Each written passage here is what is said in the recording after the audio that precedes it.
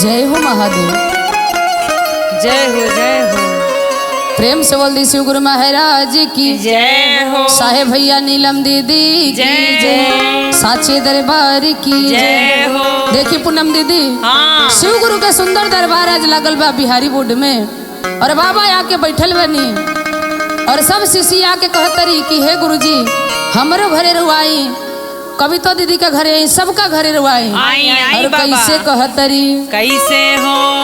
अरे माया के नगरिया में ए हमारो झोपरिया ए जी मोरा शिव गुरु ओहो। ये हमारा घर आई हजारो ए जी मोरा शिव गुरु हमारा घरे आई हजारो ए जी मोरा शिव गुरु। हमारा घरे आई हजारो ए जी मोरा शिव गुरु।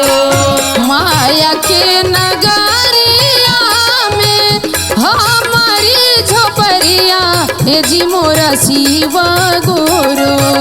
माया के नगरिया में हमारी झोपड़िया ए मोरा शिव गुरु। हमारा घर आई हजारो ए जी मोरा शिव गुरु। हमारा घरे आई हजारो रे जी मोरा शिव गुरु। आई आई बाले जय हो जय हो। दया करी बाबा।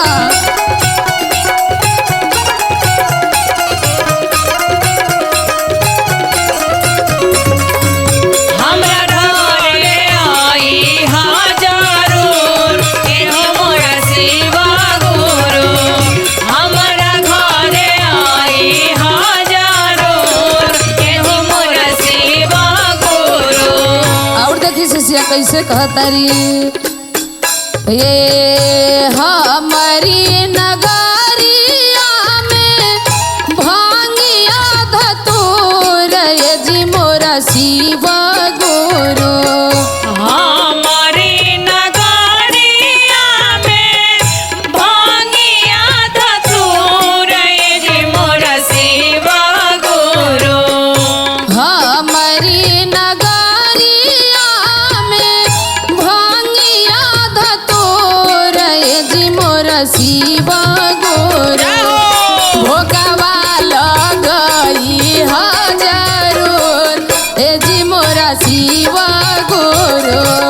भोगवा लगाई हजारो ए जी मोरा शिव गुरु। भोगवा लगाई हजारो ए जी मोरा शिव गुरु। बोली बोली शिव गुरु महाराज की जय हो।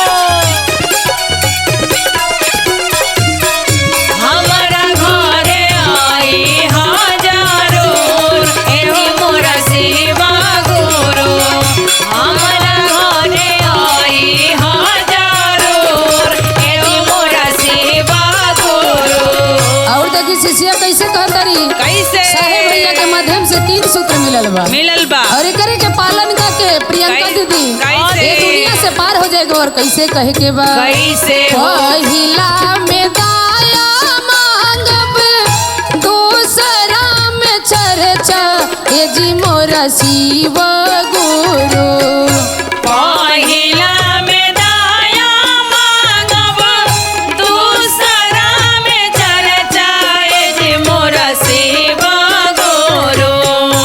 पहिला में दाया मांगब दूसरा में चर्चा ए जी मोरा शिव गुरु। तीसरा में नमन पारानाम ए जी मोरा शिव गुरु। तीसरा में नमन पारानाम ए जी मोरा शिव गुरु। तीसरा में नमन पारानाम ए जी मोरा शिव गुरु। तीसरा में नमन पारानाम ए जी मोरा शिव प्रेम से बोल दी शिव गुरु महाराज की जय हो सच्चे दरबार की जय हो।